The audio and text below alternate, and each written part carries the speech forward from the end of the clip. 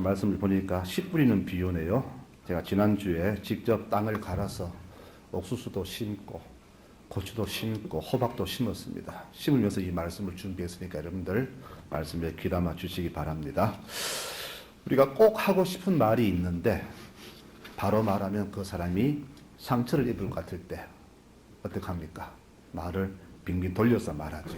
그것을 우리가 비유라 그렇게 말을 합니다. 예를 들어서 이런 말들은 그 사람이 들었을 때 안 받아들일 뿐 아니라 들으면 너무 가슴 아파하니까 그래서 그 사람 생각해서 우리가 말을 돌리는데 그것을 성경에서는 비유라 그렇게 말을 합니다. 예수님은 비유를 많이 쓰셨습니다. 왜냐? 이 말을 못 알아듣기 때문에. 그래서 주님께서는 항상 천국 말씀하실 때 늘 비유를 통해서 말씀을 하셨어요. 제자들이 물었습니다. 주님, 왜 자꾸 비유를 쓰십니까? 라고 묻자 천국의 비밀을 아는 것이 너에게는 허락되었지만은 저들은 못 알아들으니까 알아듣게 하려고 비유를 쓴다라고 그렇게 말씀하십니다. 세상 지식이 아무리 많고 똑똑해도 성령께서 명철을 주시지 않으시면은 알아들을 수가 없습니다. 그래서 주님께서는 우리에게는 명철을 주셔서 우리는 비유 없이도 말씀 자체로 들으면은 이해가 되지만은 믿지 않는 자들은 이해를 못한다는 것이죠. 이것이 바로 이것 때문에 주께서 비유를 주신 것 같습니다. 또 그리고 비유는 누구 한 사람을 표적으로 삼는 것이 아니라 우리 모두가 들으라는 그런 말씀입니다. 말씀은 어느 누가 듣는 게 아니라 바로 내가 들어야 됩니다. 마음이 악하거나 우둔한 자는 이 말씀도 깨닫지 못하지만은 영천한 분은 말씀 들을 때 저것이 내게 주시는 말씀이구나 즉시 깨닫습니다. 그래서 오늘 9절 말씀에 이렇게 말을 하잖아요. 귀 있는 자는 들으라 이렇게 말합니다. 귀가 없어 못 듣는 게 아니잖아요. 들을 귀 있는 자, 즉 듣고 깨달으라 그런 당부를 주셨습니다. 오늘 말씀은 13장의 여러 가지 비유 중에서 씨 뿌리는 비유입니다. 오늘 이 비유를 전하기 전에 예수께서는 몇 가지 안타까운 일을 당하셨습니다. 12장 전체를 보면 거기 나오는데요. 안식일 날 제자들이 배가 고파서 밀서리 해먹다고 해서 바리새인들이 주를 범했다고 그렇게 때를 썼습니다. 또 안식일에 평생을 지체불구로 살았던 사람을 고쳐주었더니 또 안식 범했다고 그들이 또 비난을 했습니다. 평생 귀신 들린 사람을 쫓아내 주었더니 이제는 예수님이 귀신의 두목과 결탁해서 쫓아냈다고 또 비난을 합니다. 게다가 이제는 기적을 보여줘 믿겠다고 하는 사람들이 있습니다. 이런저런 주께서는 시달림을 많이 받았죠. 소위 그 당시 지도자들의 행태가 이 정도이니 그 가르침 받는 대승들의 영적 수준이야 오죽하겠습니까? 주님 마음이 많이 아팠습니다. 그런데 여기에서 또 결정적인 사건이 하나 터집니다. 그게 뭐냐 했더니 예수님 가족들이 예수를 잡으러 온 것입니다. 마가복음 3장 21절에는요. 예수의 친족들이 듣고 그를 붙들러 나오니 이는 그가 미쳤다 하밀러라라고 기록하고 있습니다. 예수님의 행태를 보니까 귀신 들린 것 같거든. 그래서 친척들이 우리 가문 창피하다고 예수를 잡으러 왔다는 이야기입니다.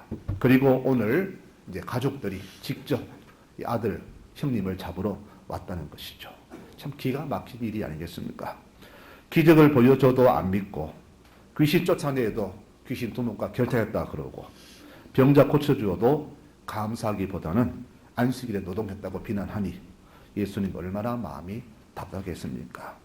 이렇게 해도 안 믿고 저래 해도 안 받아주니까 너무 답답했습니다. 그래서 오늘 이 씨 뿌리는 비유를 통해서 바로 천국에 갈 사람이 누구인가에 대해서 오늘 명확히 주신 말씀이 바로 오늘 이 비유가 되겠습니다. 여러분 잘 들으시기 바랍니다. 하나님은 누구에게나 다 구원의 복음을 주셨습니다. 그러므로 누구나 다 복음을 듣고 믿을 수 있습니다. 그러나 누구나 다 구원받는 것은 아니라는 사실을 꼭 마음에 새기셔야 됩니다. 여러분 누구나 믿을 수 있지만은 누구나 다 천국 가는 게 아니라는 사실을 여러분 꼭 새겨 들으십시오. 저는 이 말 하면서 제 가슴이 찡했습니다. 듣는 여러분이 얼마나 가슴에 상처가 될까. 교회 다니면 다 구원받을 줄 알았는데 다 받는 게 아니라는 그 말에 얼마나 어떤 분은 마음에 배신감 느끼겠습니까?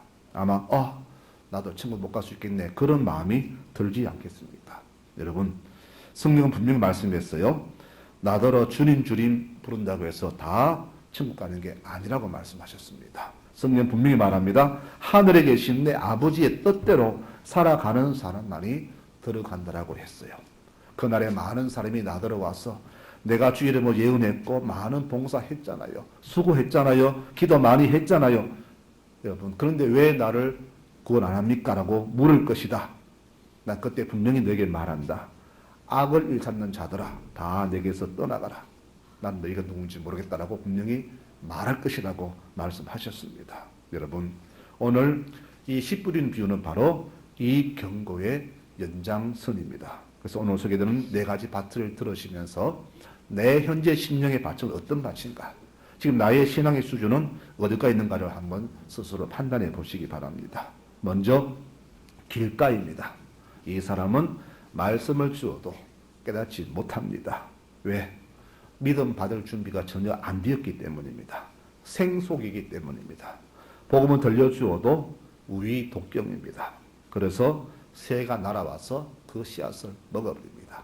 여기서 새라는 것은 사탄을 말하며 믿음이 없으니 작은 유혹에도 즉시 넘어집니다. 이런 사람을 길가밭이라 말합니다. 당연히 열매는 없겠죠. 두 번째 밭은 돌밭입니다. 이 돌밭은 길가 신앙인보다 조금 나은 사람입니다. 기도도 하고 나름 봉사도 합니다. 그런데 믿음의 깊이가 너무 얕아서 말씀 들을 때는 즉시 기쁨으로 은혜를 누리지만은 시간 좀 지나면 곧 넘어지는 사람입니다. 뿌리가 깊어야 되는데 뿌리가 깊지 않으니까 매사를 자기 감정으로 판단하고 평가하고 행동을 합니다. 뿌리가 얼마나 얕은지, 믿음이 얼마나 얕은지 태양이 주는 그 축복조차도 누리지 못하고 오히려 저주로 만들어버린 사람입니다. 말씀을 들을 때는 아멘인데 돌아서면은 노멘이 됩니다. 뿌리가 얕으니까 조금만 섭섭해도 돌아섭니다. 그러니 당연히 열매도 없겠죠. 세 번째 밭은 가시덤불 밭입니다. 이 사람은 신앙이 아주 깊은 사람입니다. 자신을 틈리하지 못해서 외부 환경에 많이 좌우됩니다. 특히 체면과 채통을 중시하고 남의 눈을 많이 의식합니다. 남이 나를 어떻게 생각할까, 여길까, 여기에 굉장한 신경을 씁니다. 주께서 나를 어떻게 보실까 보다는 사람이 나를 어떻게 볼까, 거기에만 많이 신경을 씁니다. 이 밭은 옥토만큼 비옥한 땅이지만은 대신 제초 작업하지 않아서 이 밭에는 알곡과 덤불이 동시에 자라납니다. 즉 하나님과 만물을 동시에 섬기는 양다리 걸친 균이라 그렇게 보시면 됩니다. 주께서는 백배 결신 맺을 조건을 주셨지만은 이 사람은 내 속에 있는 이 가시덤불을 제거하지 않았어. 즉 세상의 걱정, 돈 욕심 이것 때문에 내 신앙이 막혀서 결실을 못하고 있습니다. 지금 문제는 뭐냐? 이런 가시덤불 교인이 교회의 대부분이며 이들이 교회에서 가장 큰 문제가 된다는 사실입니다. 교회가 점점 세소가 되어가는 이유가 바로 이분들 때문입니다. 가시덤불은 성경에서 말하기를 재물에 대한 지나친 욕심을 말합니다. 재물이 없어서가 아닙니다. 나를 위해서 지나치게 더 많이 모으려는, 필요 이상을 모으려는 그런 욕심이 바로 가시덤불입니다. 골로새서 3장 5절에 말하기를 이 욕심을 탐욕이라 했고 이 탐욕은 우상 숭배의 죄라고 했습니다. 주께서는 이것으로 말미암아 진노를 받을 것이라고 분명히 말씀하셨어요. 여러분, 신앙인에게 이 탐욕, 즉 가시덤불은 그냥 신앙의 반대 뜻이 아닙니다. 바로 하나님의 진노를 자아내는 그런 죄라고 분명히 말씀을 하셨습니다. 그러므로 우리가 이 물질의 우상을 섬긴다는 것은 우리가 내세보다는 현세에 집중한다는 그런 말이죠. 교우들을 보면은 정말로 이 땅을 살지만은 내세를 위해서 살아가는 준비하는 현명한 교인이 있는 반면에 현세에서 현세를 살아가는 그런 교인을 보게 됩니다.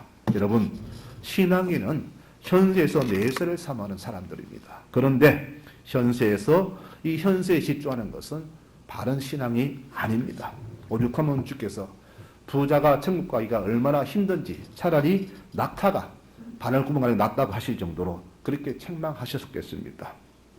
물론 이 가시덤불밭에도 열매는 있습니다. 그러나 수확량이 적을 뿐입니다. 덤불만 걷어내면은 옥토만큼 더 많이 수확할 수 있는데 이 가시덤불 때문에 나의 이 탐욕 때문에 내가 더 영적으로 육적으로 더 많이 거두는 수확을 거두지 못하는 그런 어리석은 삶을 살고 있습니다. 덤불만 걷어내면은 나도 성장하고 또 교회도 성장하고 부흥할 수 있는데 그럴 마음을 전혀 가지지 않습니다. 주님, 이 상태가 좋습니다. 더 이상 더도 말고 덜도 말고 지금이 좋습니다. 이런 마음을 가진 사람이 바로 이 가시덤불 교인입니다. 그리고 하는 말이 나 정도만 믿으라라고 그렇게 말합니다. 너무나 안타까운 사실이죠. 마지막으로 네 번째 밭 옥토입니다.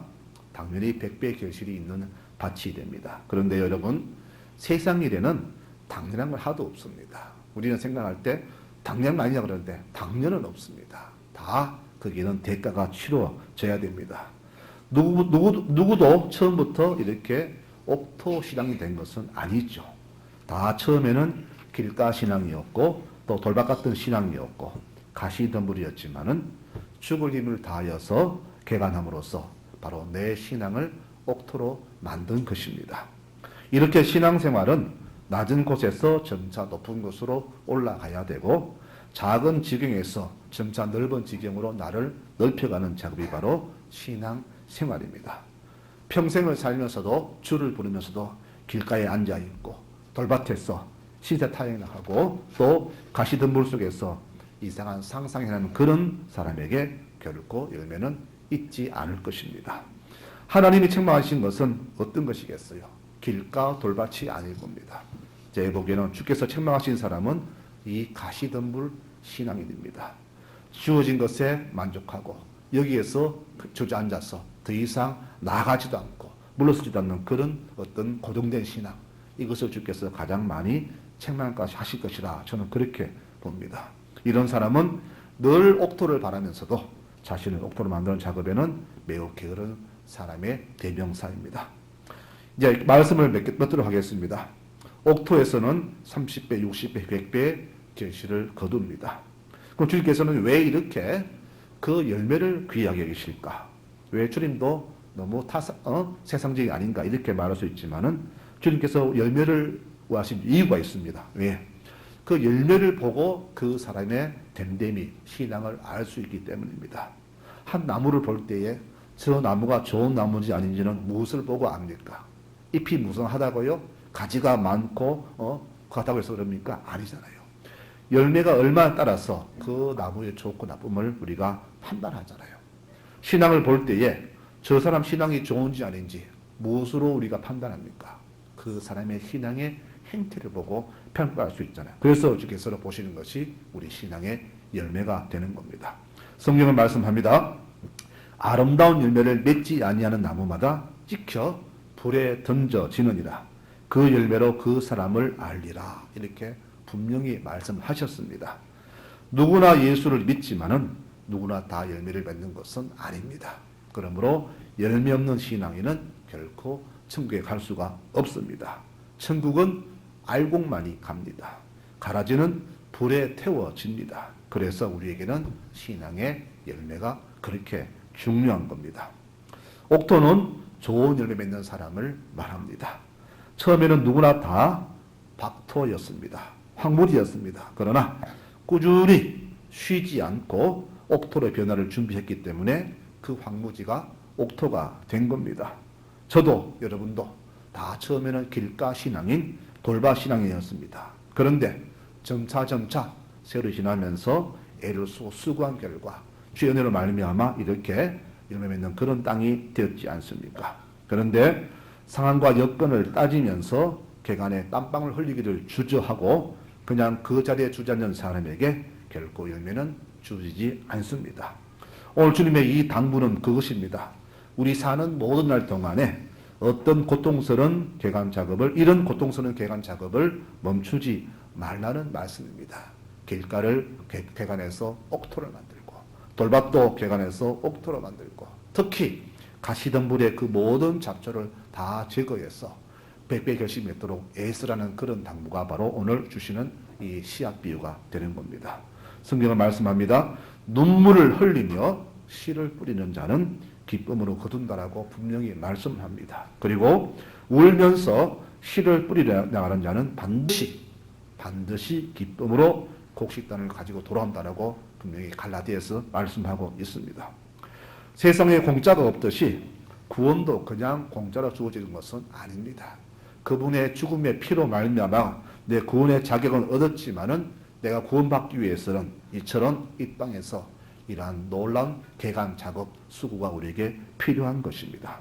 갈라디아서 6장에 경고하기를 이렇게 말합니다. 여러분 잘못 생각하지 마십시오. 하나님은 정확하신 분입니다라고 합니다. 이게 무슨 말일까요? 그냥 앉아서 내가 교회에 나가고 발 디디고 주를 불렀으니 너는 구원되겠지라는 그런 생각하지 말라는 말입니다. 하나님은 정확한 분입니다. 사람이 무엇을 심든지 심은 대로 거둔다고 말씀하시죠. 그래서 이 땅을 살면서 소위 신앙이라고 말을 하지만은 신앙의 모든 것을, 내 삶의 모든 것을 내 육체에 심는 자는 마지막에 멸망을 거두겠지만은 이것을 성령에 심는 사람은 영생에 거둔다라고 분명히 말씀을 하셨습니다. 이런 노력 없이 바로 그냥 앉아서 공짜로 구원받겠다? 하나님은 결코 그런 분이 아니라고 말씀하면서 여러분 잘못 생각하지 말아라고 바울은 갈라디아 교회에 그렇게 말을 한 겁니다. 하나님은 국적과 인종과 성별, 차별 없이 누구나 다 믿도록 귀한 복음의 씨앗을 이곳에 주셨습니다. 하지만 씨앗이 아무리 좋아도 듣지 않는 자, 받아들이지 않는 자에게 또 세상 것을 더 좋아하는 자에게 그 씨앗은 뿌리를 내릴 수가 없겠죠. 그래서 오늘 말씀의 마지막 부분이 바로 우리 모든 교우들이 정말로 귀담아 들을 그런 말씀이라 생각합니다. 그 말씀은 귀 있는 자는 들으라 이 말씀입니다. 오늘 네 가지 밭은 우리 성도들의 마음을 상징합니다. 내 마음이 어떠한가에 따라서 수확량은 다 다를 것입니다. 인생은 눈에 보이는 것으로 성공과 실패라는 말을 절대 붙이면 안 됩니다. 세상은 내가 얼마나 많이 가졌느냐, 어떤 걸 취했느냐 눈에 보이는 것으로 성공했다, 실패했다라고 평가하지만은 하나님의 기준은 그게 아닙니다. 하나님 기준은 주께서 정하실 것이고 그분이 원하시는 성공 기준은 이 땅의 것이 아니라 하나님 말씀대로 살면서 열매를 맺었느냐 그것으로 기준을 삼으십니다. 그러므로 육신의 풍성이 축복이고 성공이 아니라 영적인 풍성함이 성공이며 축복이 된다는 사실을 우리는 새겨드려야 됩니다. 그래서 영으로 산 사람은 바로 아름다운 성령의 9가지 열매를 맺게 된다는 사실입니다. 여러분 잘 들으십시오. 옥토라고 해서 무조건 다 100배 거두는 것은 절대 아닙니다. 오히려 옥토에서 수확이 더 적을 수가 있습니다. 왜 그럴까요? 좋은 땅에는 알곡도 잘 자라지만은 대신 잡초와 가라지도 더 잘 자란다는 사실입니다. 그렇죠? 여러분 박토에 여러분 뭐 곡식이 자랍니까? 안 자라잖아요. 그런데 좋은 땅에는 이상하게 잡초도 더 많이 자랍니다. 그러므로 옥토가 이 100배 결실하기 위해서는 바로 이 신앙을 가로막는 잡초들, 가시덤불과 전쟁에서 이겨내어야 합니다. 때를 따라서 풀을 뽑아주기도 하고 자르기도 하고 그래서 내 속에 있는 신앙 열매가 자라도록 애를 쓰는 작업이 바로 신앙생활입니다. 오히려 이 옥토는 박토보다 더 알곡 수확이 힘든 그런 조건을 가진 곳입니다. 그러나 믿음으로 살려고 하는 사람에게 더 많은 박해가 온다는 것을 기억한다면 내가 믿음으로 산다는 것이 얼마나 힘든 것인가 알잖아요. 그래서 믿음으로 살려고 애쓰는 사람이 바로 그 마음밭이 옥토요. 그 사람은 이 신앙을 가로막는 잡초와 가시덤불을 이겨내기 위해서 애를 쓰는 그런 모습으로 살아갑니다. 그러므로 내가 내 삶에서 이 열매를 가로막는 이 가시덤불을 걷어내지 않으면은 내가 최고와 최상의 조건을 갖추어도 결코 내 삶의 수확은 없다는 것을 반드시 기억하시기를 바랍니다. 그러나 옥토와 같은 성도는 내게 주신 그 사명과 내가 받은 은혜를 되갚으려는 그런 마음을 잃지 않고 끝까지 믿음으로 이겨냅니다. 그래서 그 믿음의 결과가 100배의 결실로 주어지는 겁니다. 하나님은 우리 성도의 이 모든 삶을 다 보고 계십니다.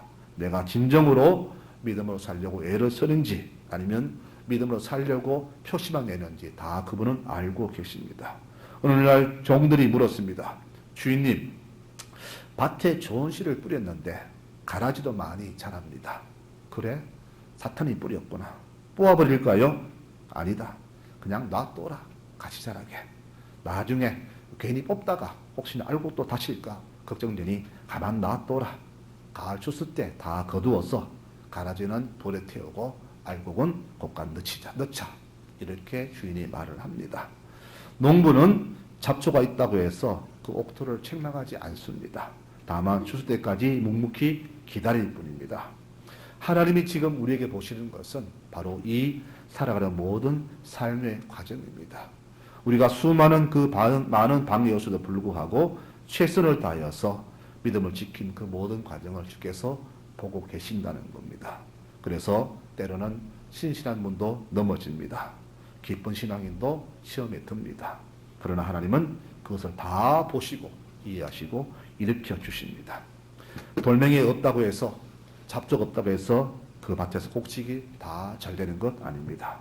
거기에는 충분한 수분도 있어야 되고 또 충분한 영양분도 있어야 그 밭에서 곡식이 잘 자랍니다. 여러분, 바로 잡초를 제거하고 충분한 물과 영양분을 추가하는 것이 바로 그 작업이 바로 우리의 신실한 신앙의 삶이라는 것을 꼭 기억하시기 바랍니다. 근데 교만한 자는 그렇게 생각하지 않죠. 이 상태 이대로에 만족합니다.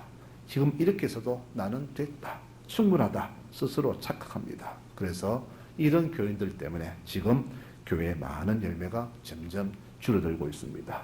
이분들이 스스로 잡초를 제거하고 더 옥토로 만들기 노력한다면은 하나님의 교회는 점점 더 성장하고 놀랍게 부흥될 터인데 이분들의 그 게으른 신앙 때문에 교회는 늘 그 자리 아니면 점점 더 줄어들고 있는 겁니다. 오늘 씨 뿌리는 이 비유는 우리의 이 게으른 영적 상태를 책망하는 하나님의 교훈이 됩니다. 신앙은 눈에 보이지 않습니다. 또 잡을 수도 없습니다. 그러나 이 신앙 속에는 바로 생명이 있기 때문에 바로 우리는 늘 믿음으로 점차 자라나야 된다는 겁니다. 내 신앙이 박토에서 옥토로 변화하는 그 진보의 모습이 없으면 우리 신앙은 죽은 신앙에 불과할 것입니다. 성도 여러분, 일주일에 한 번 출석하는 그 교회 생활로 스스로 자만하지 마시기 바랍니다. 신앙생활은 교회 안에서나 밖에서나 다름이 없어야 됩니다. 누구나 교회 오면은 다 종교 맞는 모습인데 이상하게 교회 밖을 나서면 왜 그렇게 180도 달라질까요? 그것은 무슨 연유일까요? 여러분, 오늘 마지막 9절 말씀을 다시 한번 유의하시기 바랍니다. 귀 있는 자는 들으라. 여러분, 새겨 들으시기 바랍니다. 저 말씀은 김일사가 들어야 되는데 오늘 또 교회 안 왔네. 저 말씀은 홍문사가 들어야 되는데 오늘 또 졸고 있네. 여러분, 하나님 말씀은 누가 듣는 게 아니라 바로 내가 듣는 거예요. 내가 듣고 더 풍성함을 더하는 겁니다. 말씀은 너가 듣는 게 아니라 바로 내가 듣는 겁니다. 그래서 참 신앙인은 듣고 이 밥토를 옥토로 만들어 나가서 백배를 거두려는 그 거룩한 탐욕을 가져야 되는 겁니다. 세상 물질은 그렇게 욕심을 내면서도 왜 내 영의 충만을 위해서는 그렇게 괴로운지 모르겠습니다. 여러분, 왜 수십 년 믿었는데도 아직도 그런 맛 수준을 못 벗어났어? 자꾸만 일에 삐지고 토라지고 교회를 벗어나고 그런 추한 모습을 보입니까? 여러분, 정말 부끄럽지 않습니까? 왜 주의 책망에, 말씀의 책망에 나를 돌이켜서 바르게 만들어 하지 않고 나를 치는구나, 나를 시험 주는구나, 나를 싫어하는구나, 미워하는구나, 왜 그런 마음을 갖고 계십니까? 왜 그런 어린아이 같은 마음을 갖고 계십니까? 수십 년 믿었는데도. 여러분, 잘 들으십시오. 돌박 같은 신앙이, 길가 신앙에는요 시험도 없습니다. 왜? 사탄은 죽은 자 손 안 댑니다. 그러나 살아있는 자를 넘어뜨리기 위해서 날마다 우는 사람처럼 달려듭니다. 그래서 믿음으로 살려고 애쓰는 사람에게 시험이 더 온다는 사실, 그래서 이 옥토에 가시덤불이 더 많다는 사실입니다. 그래서 신앙의 작업은 이 가시덤불을, 나를 시험하는 모든 것들을 이겨내는 그 삶이 바로 신앙의 삶이라는 것입니다. 성경은 이렇게 결론 짓습니다. 있는 자는 받아서 더 넉넉하게 되되 없는 자는 있는 것조차 빼앗기리라. 여러분, 깊이 명심하셔야 됩니다. 주의 안타까운 마음은 우리가 이렇게 게으름으로써 내 속에 있는 그 작은 믿음마저도 뺏기니까 거기에 주님께서 많이 두려우신 겁니다. 신앙에도 우리의 노력이 필요합니다. 울면서 씨를 뿌려야 됩니다. 그래야 가을에 거둡니다. 심지 않는 사람은 거둘 수가 없습니다. 너희가 무엇을 심는지 심은 대로 거둔다 했습니다. 내가 심은 것을 거둘 뿐이고 심지 않으면 거둠도 없습니다. 여러분, 그러므로 세상이 왜 교회 싫어하는지 아십니까? 저는 세상의 교회가 아니라 교인들을 싫어하는 것 같아요. 왜? 교인들의 그 말과 행동이 자기들이 믿는 하나님의 신앙과 다르기 때문에, 형식이기 때문에 교인들을 싫어하는 겁니다. 주께서 우리 때문에 영광 받으셔야 되는데 오히려 우리 때문에 주의 영광이 가린 경우가 너무나 많습니다. 여러분, 이것을 우리가 유심해야 됩니다. 나 때문에 주의 영광이 가린다는 것, 그것은 곧 10계명 중 3계명 어기는 죄가 됩니다. 너는 내 하나님 여호와 이름을 망정되게 부르지 말라 그랬어요. 나는 안 불렀지만은 나 때문에 불신자들이 주의 이름을 함부로 그렇게 막 부른다면은 그 원인은 내가 제공했기 때문에 내가 그 3계명 어기는 죄가 된다는 사실입니다. 그러므로 우리의 신앙생활이 얼마나 신실해야 되고 충실해야 되는가를 이 시간 깨닫지 않겠습니까?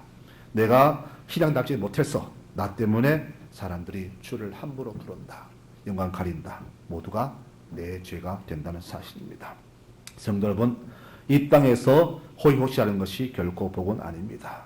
복이 무엇인가? 주의 뜻대로 살아가는 모습. 그래서 나 때문에 하나님의 이름이 온 땅에 아름답게 퍼지게 하는 것, 그것이 바로 진정한 축복입니다. 그래서 17편에 말하기를 복 있는 사람은 악인의 꾀를 쫓지 않고 죄인의 길에 서지 아니하고 오만한 자의 자리에 앉지 아니하고 오직 여호와의 말씀을 즐거워하여 그 말씀을 주야로 묵상하는 삶이라고 그렇게 말하지 않습니까? 바로 이런 사람에게 주어지는 하나님의 인정, 이것이 바로 진짜 복입니다.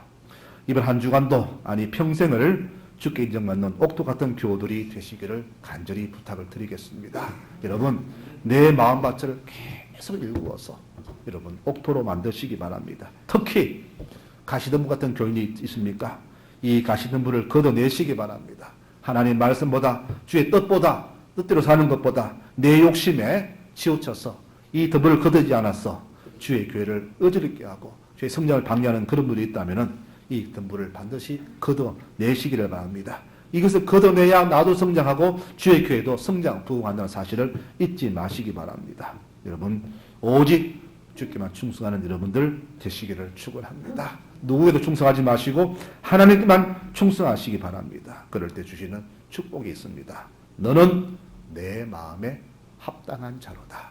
여러분, 이 귀한 축복의 언어가 우리 삶에 넘치기를 소망합니다. 이렇게 우리의 인생 80 속에서 늘 신앙의 널리 맺으심으로써 주님과 이웃에게 늘 베풀고 주께 인정받는 믿음의 모든 복된 교우들로 살아가시기를 간절히 축원합니다. 아멘.